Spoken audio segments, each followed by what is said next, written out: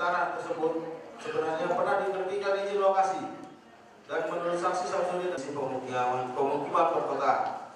Karena proses permohonan yang tidak kunjung selesai selama kurang lebih 1,5 tahun telah merugikan bumi terpaksa menyanggupi permintaan terdakwa Adiswara melalui terdakwa Nurul Latifah tersebut, bahwa keadaan ini sesuai dengan apa yang sebab akibat antara penyalahgunaan kekuasaan dengan terpaksa menyerahkan sesuatu, karena persetujuan menyebabkan PT Tata Terluni yang diwakili oleh Hakim Saputra merasa terpaksa karena tidak ada pilihan lain.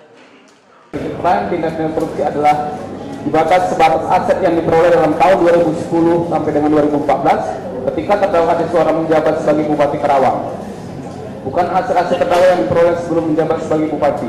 Dengan demikian tidak ada alasan untuk mengkaitkan bahwa aset yang disita dan dituntut dengan dakwaan TPPU itu sumbernya berasal dari pendapat yang sah, termasuk dari usaha terdakwa sebelum menjabat sebagai Bupati Karawang periode 2010-2015. Dengan demikian jelas kiranya bahwa aset yang disita oleh KPK merupakan aset dengan predikat tindak pidana korupsi.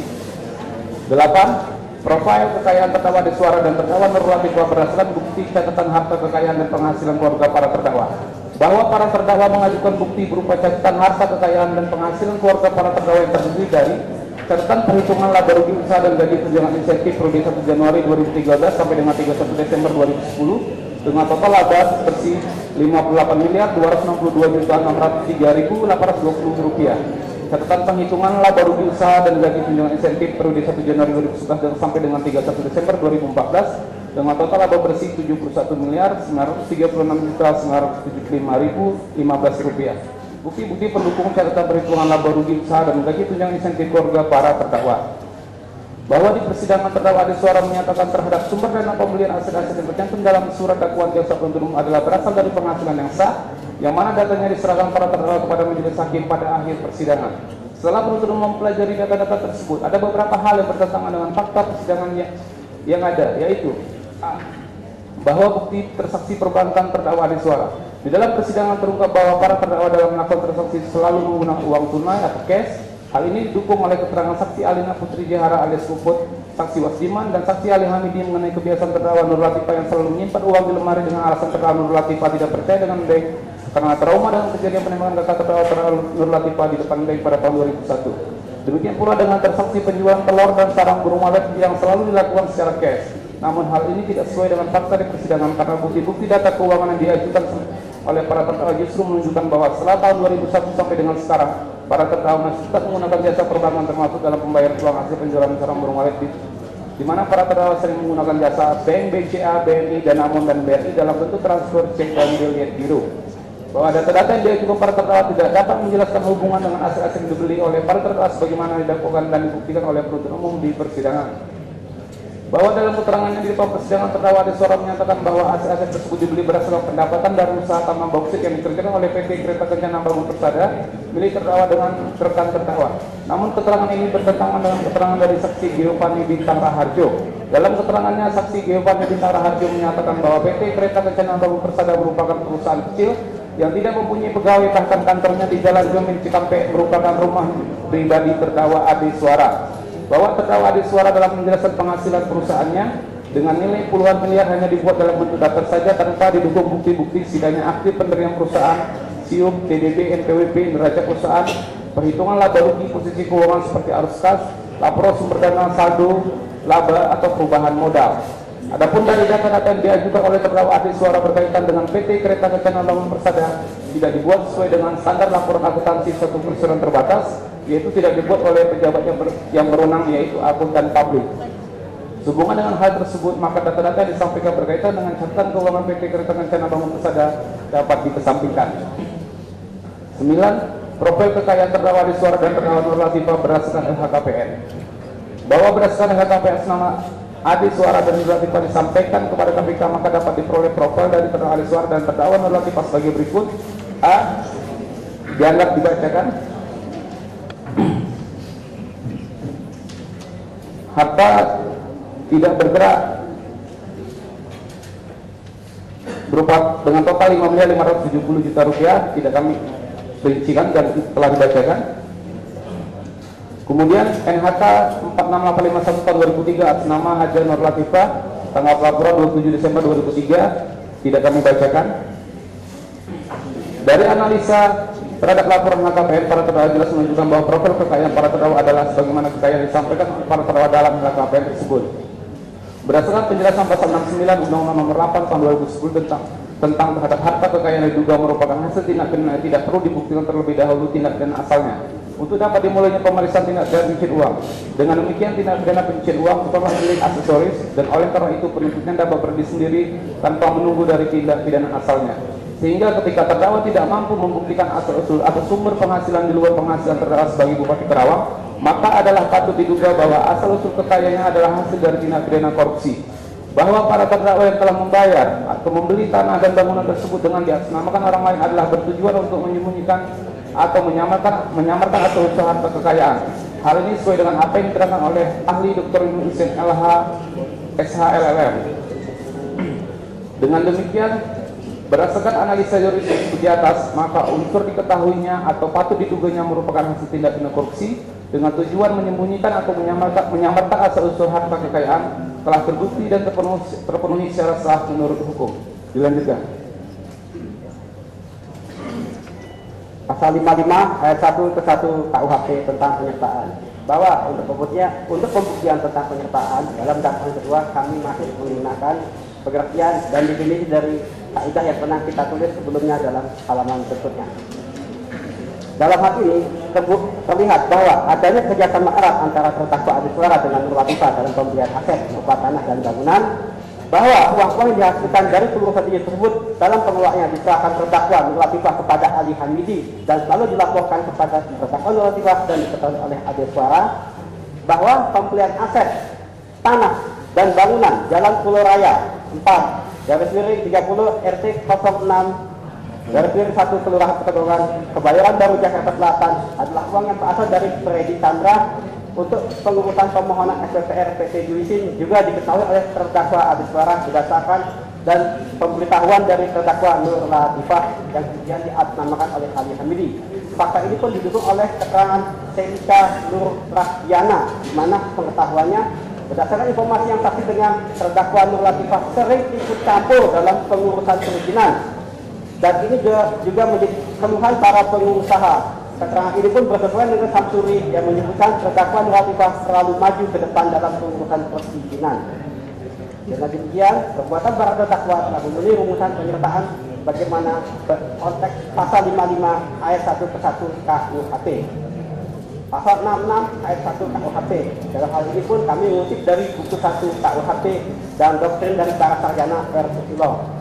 Dalam faktanya terlihat jika proses pengurusan SPPR para terdakwa telah meminta dan menerima uang yang seluruhnya sebesar 9.920 juta rupiah yang berasal dari yang telah dibacakan, bahwa para terdakwa juga menghimpun penerimaan lainnya yang seluruhnya sejumlah 17.445 juta 150 rupiah, bahwa dari sejumlah penerimaan tersebut yang seluruhnya berjumlah 27.235 juta 150.000 rupiah dengan tujuan menyembunyikan atau menyamarkan asal-usul harta kekayaan. Selanjutnya terdakwa Adi Suara dan terdakwa Nur Latifah membelanjakan melalui subjek-subjek yang telah disebutkan pada halaman 1163 dalam surat tuntutan ini.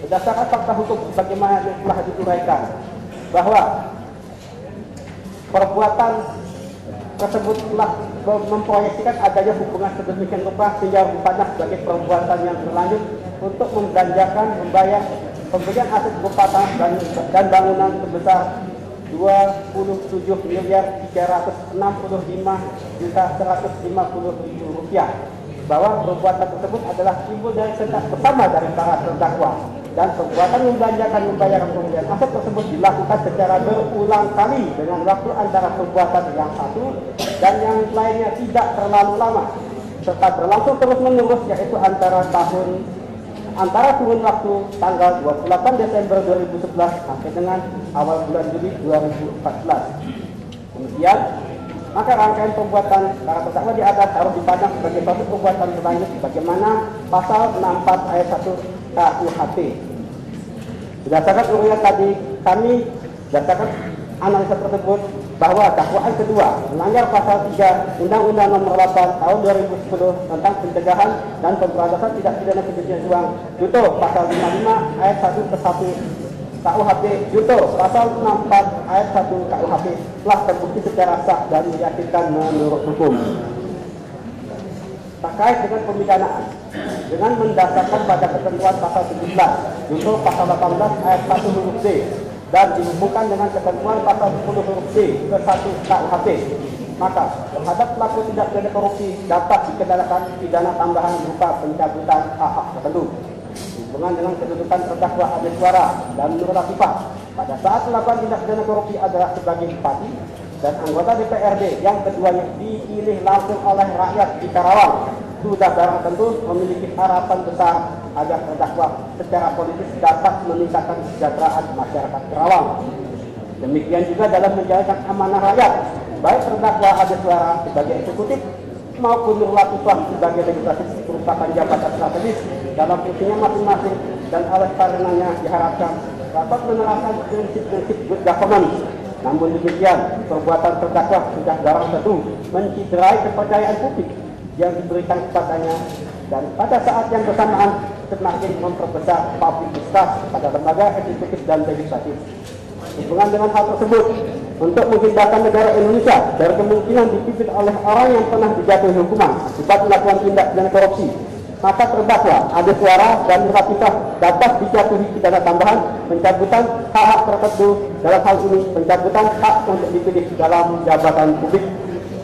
Dalam perspektif kriminologis, mengingat tindak pidana korupsi yang dilakukan terdakwa Ade Suara dan Nur Latifah merupakan kejahatan yang serius yang berdampak besar dari sisi ekonomi bagi pemerintah pusat maupun pemerintah daerah yang sedang giat-giatnya mendatangkan investor guna meningkatkan kesejahteraan masyarakat khususnya di Kabupaten Karawang. Maka sebagai bentuk keseriusan pemerintah dalam pemberantasan korupsi dan sebagai upaya untuk menimbulkan kesejahteraan efek agar masyarakat tidak melakukan perbuatan yang sama, serta untuk menimbulkan efek penjeraan bagi terdakwa, maka terhadap terdakwa dapat dikenakan pidana tambahan berupa pencabutan hak untuk mendapatkan remisi. Terkait dengan pemidanaan, dengan mendasarkan pada ketentuan pasal 17 junto pasal 18 ayat 1 huruf D dan dihubungkan dengan ketentuan pasal 10 huruf D ke 1 KUHP, maka terhadap pelaku tindak pidana korupsi dapat dikenakan pidana tambahan berupa pencabutan hak-hak tertentu.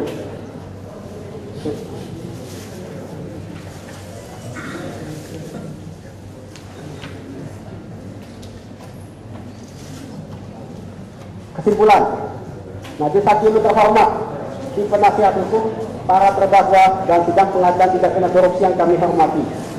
Berdasarkan uraian yang kami kemukakan dalam analisa yuridis bagaimana tersebut di atas, maka kami selaku penuntut umum berkesimpulan bahwa terdakwa Ade Suara dan terdakwa Nur Latifah telah terbukti secara sah dan meyakinkan menurut hukum bersalah melakukan tindak pidana korupsi sebagaimana diatur dan diancam pidana dalam pasal 12 huruf C Undang-Undang Republik Indonesia Nomor 31 Tahun 1999 tentang pemberantasan tindak pidana korupsi sebagaimana telah diubah dengan Undang-Undang Nomor 20 Tahun 2001 tentang perubahan atas Undang-Undang Republik Indonesia Nomor 31 Tahun 1999 tentang tindak pidana korupsi, junto pasal 55 ayat 1 KUH pidana dan tindak pidana pencucian uang.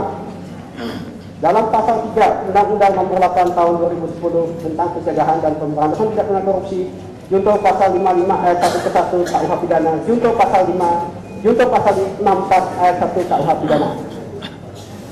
Majelis hakim yang terhormat, tim penasihat hukum, para terdakwa yang kami hormati, sidang pengadilan tindak pidana korupsi yang kami hormati. Selanjutnya, sampailah kami tuntutan pidana terhadap terdakwa Ade Suara dan terdakwa Nur Latifah. Namun sebelumnya, perlu kiranya ditemukan hal-hal yang jadi pertimbangan dalam mengajukan tuntutan pidana ini, yaitu hal-hal yang memberatkan dan meringankan sebagai berikut. Hal-hal yang memberatkan: perbuatan terdakwa 1 Ade Suara dan terdakwa 2 Nur Latifah tidak sejalan dengan program pemerintah dalam pemberantasan tindak pidana korupsi. Perbuatan terdakwa 1 Ade Suara sebagai Bupati Karawang dan terdakwa 2 Nur Latifah sebagai istri bupati menghambat program pemerintah dalam peningkatan investasi nasional. Para terdakwa tidak secara tegas mengakui dan menyesali perbuatannya. Terdakwa 1 Adi Suara adalah pimpinan lembaga yang strategis mencegah korupsi untuk kemajuan daerahnya. Namun yang bersangkutan mengingkari sumpahnya sebagai kepala daerah, masyarakat, bangsa, dan negara. Hal-hal yang meringankan para terdakwa bersikap sopan di persidangan.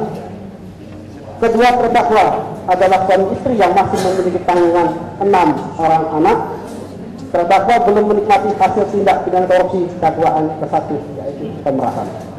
Berdasarkan uraian tersebut, di atas dengan memperhatikan ketentuan peraturan perundang-undangan yang terkait dalam perkara ini, kami menuntut dalam perkara ini menuntut supaya majelis hakim pengadilan tindak pidana korupsi pada Pengadilan Negeri Bandung yang memeriksa dan mengadili perkara ini memutuskan: 1. Menyatakan terdakwa 1 Adi Suara dan terdakwa 2 Nur Latifah terbukti secara sah dan meyakinkan bersalah melakukan tindak pidana korupsi bagaimana dalam dakwaan ke-1 melanggar pasal 12 huruf B Undang-Undang Republik Indonesia Nomor 31 Tahun 1999 tentang pemberantasan tindak pidana korupsi sebagaimana telah diubah dengan Undang-Undang Nomor 20 Tahun 2001 junto pasal 55 ayat 1 ke 1 KUH pidana. Dan dakwaan kedua melanggar pasal 3 Undang-Undang Nomor 8 Tahun 2010 tentang pencegahan dan pemberantasan tindak pidana pencucian uang junto pasal 55 ayat 1 ke 1 KUH pidana junto pasal 64 ayat 1 KUH pidana. 2. Menjatuhkan pidana terhadap terdakwa 1 Adi Suara dengan pidana penjara selama 8 tahun dikurangi selama berada dalam tahanan dan denda sebesar 400 juta rupiah subsidi pidana kurungan pengganti selama 4 bulan. Dan terhadap terdakwa 2 Nur Latifah dengan pidana penjara selama 7 tahun dikurangi selama berada dalam tahanan dan pidana denda sebesar 300 juta rupiah subsidi pidana kurungan pengganti selama 3 bulan dengan perintah para terdakwa tetap berada dalam tahanan.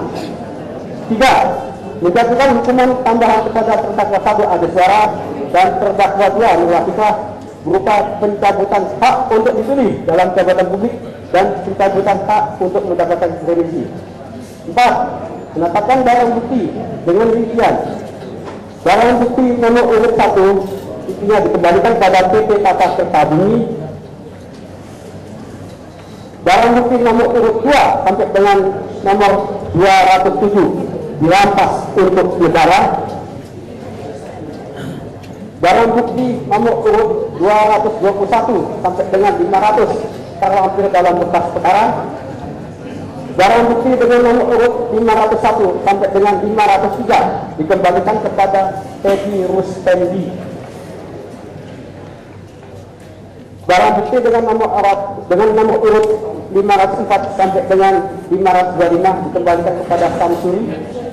Barang bukti dengan nomor urut 526 sampai dengan 527 dikembalikan kepada Sita Farida Sulistiani.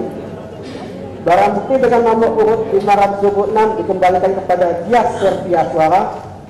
Barang bukti dengan nomor urut 529 dikembalikan kepada Raden Jiran.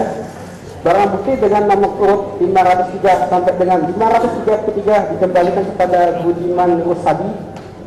Barang bukti dengan nomor urut 534 dikembalikan kepada Joko Suroto. Barang bukti dengan nomor urut 535 dikembalikan kepada Asep Maulana Miharja. Barang bukti dengan nomor urut 536 dikembalikan kepada Kafezi Nevawan. Barang bukti dengan nomor urut 537 dikembalikan kepada Jensar Suhordi. Barang bukti dengan nomor urut 538 sampai dengan 542 dikembalikan kepada Robin Sar Suhordi. Dan terakhir 5, menetapkan biaya perkara sebesar Rp10.000 dibebankan kepada masing-masing terdakwa. Yang mulia Ketua dan anggota Majelis Hakim yang terhormat para terdakwa dan tim penasihat hukum, demikian tuntutan kami. Semoga Majelis Hakim yang mengadili perkara ini tetap teguh, arif dan bijaksana, sehingga dengan demikian harmoni dalam pencarian kebenaran ini tetap terjaga. Dan oleh karenanya, hukum benar-benar akan menjadi sarana pencapaian tujuan keadilan, kepastian, dan kemanfaatan bagi kita semua. Terima kasih. Semoga Tuhan Yang Maha hadir senantiasa memberikan hikmat dan kebijaksanaan bagi kita semua. Waalaikumsalam warahmatullahi wabarakatuh. Kami penuntut umum dibuat pada tanggal 21 Maret 2015 pada Komisi Pemberantasan Korupsi Dr. Widi Kristiana, Arif Suhermanto, Edi Duyan Berseti, Ahmad Burhanuddin, Rudi Sarumpet, Sri Mulyo Hendradi, Alam Bika Putra, Esa Yusyoho, dan Muhammad Syah Takdir. Terima kasih. Ya, terima kasih. Saya mohon tetap terkontrol emosinya ya kepada kedua terdakwa bahwa itu tuntutan, ya itu baru tuntutan. Jadi bagaimana nanti sebelum putusan masih ada pembelaan ya. Kami harap tetap kontrol dan saya harap untuk para pengunjung tetap menjaga ketertiban ya. Tetap menjaga ketertiban karena sidang ini belum berakhir. Tolong salinannya disampaikan kepada kami.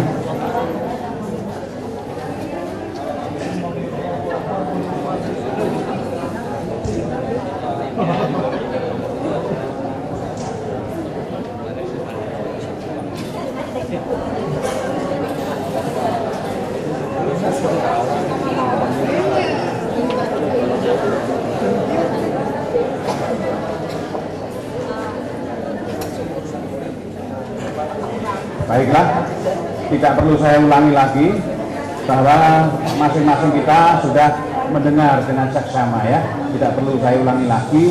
Namun sebelumnya saya umumkan kepada baik jaksa, penasihat hukum maupun terdakwa pada pertengahan menjelang berakhirnya pembacaan tuntutan tadi, salah satu anggota saya tiba-tiba terserang sakit, maka atas indikasi saya minta dia mengundurkan diri dan diganti oleh salah satu hakim anggota, yaitu sebelah kanan saya. Seluruhnya adalah tanggung jawab saya dan untuk ini akan saya mintakan penetapan kepada Ketua Pengadilan Negeri Bandung, ya. Karena daripada nanti pingsan di sini, lebih baik saya suruh untuk mengundurkan diri ya, supaya dipahami untuk penuntut umum kenapa ganti ya untuk penasihat hukum dan terdakwa. Baik, 1 minggu kemudian setelah ini kami beri kesempatan kepada para penasihat hukum untuk menyusun pembelaan yang akan dibacakan pada tanggal 7 April. Pak Ade dan Bu Nur Latifah boleh membuat pembelaan tersendiri atas nama pribadi masing-masing atau bersama-sama atau seluruhnya diserahkan kepada para penasihat hukumnya. Itu boleh saja ya, nanti dibacakan bersama-sama. Jadi setelah Pak Ade membacakan, Bu Nur Latifah membacakan, baru nanti para penasihat hukum membacakan. Sebelum saya tutup persidangan, saya tanyakan dulu apa ada sesuatu yang mau disampaikan dari JPU. Terima kasih Yang Mulia. Terhadap tuntutan ada beberapa poin yang sudah kami paraf di dalamnya. Ya, itu aja. Para penasihat hukum ada yang mau disampaikan? Terima kasih majelis. Mengingat bahwa apa yang disampaikan oleh jaksa penuntut umum barangkali kiranya dapat kami meminta waktu tidak 1 minggu tetapi 2 minggu. Hal ini kami maksudkan untuk mengimbangi menunjukkan kebenaran terhadap perkara ini yang sebenar-benarnya atas tuntutan jaksa. Jadi kamu meminta 2 minggu, bila dimungkinkan. Terima kasih. Terima kasih. Jadi begini, kita dalam sidang tipikor ini sangat dibatasi oleh waktu yang tidak bisa kita main-mainkan lagi. Jadi limit waktu tanggal 23 April sudah harus selesai persidangan ini. Sehingga dengan demikian majelis tadi sudah bermusyawarah bahwa minggu depan mau tidak mau adalah pembelaan dari penasihat hukum maupun dari terdakwa ya, dan atau terdakwa. Itu sudah tidak bisa ditawar-tawar lagi. Seperti kemarin pada para jaksa penuntut umum juga saya perintahkan bahwa tidak boleh lagi menunda-nunda dan harus hari ini dia pun menyusun ini dalam waktu 1 minggu. Jadi untuk itu dengan tidak mengurangi rasa hormat, saya tidak mengizinkan saudara meminta waktu 2 minggu. Jadi tetap 1 minggu, kami tunggu nanti di pagi hari karena mungkin ada 2 session ya, session pertama dan session yang kedua nanti dari Cipaganti. Jadi session yang pertama nanti akan kita bacakan pembelaan, kemudian kalau nanti ada replik duplik, hanya saya kasih waktu 1 hari untuk penuntut umum dan 1 hari untuk penasihat hukum kalau ada ya. Jadi sampai sekarang mulai sekarang sudah mulai dipersiapkan bahwa nanti kalau ada replik duplik paling nanti akan ini yang diserang sudah disiapkan, sehingga 1 hari kemudian tanggal 7 nanti ada pembelaan, mungkin tanggal 8 atau 9 paling lambat itu adalah replik, kemudian tanggal 10 adalah duplik. Setelah itu dalam waktu 1 minggu insya Allah kami akan putus perkara ini. Oke? Siap ya? Ya, penasihat hukum ya, karena kita terlalu mengolor waktu yang dulu sehingga kita tidak mempunyai waktu lagi. Baik, dengan demikian kami harap jaga kesehatan baik-baik. Bapak dan Ibu, datang atau tidak datang, kami akan lanjutkan persidangan ini. Jadi tidak ada alasan untuk mengolor-olor waktu persidangan ini ya. Sidang hari ini ditutup dan akan ditunda, kemudian dibuka lagi tanggal 7 April tahun 2015.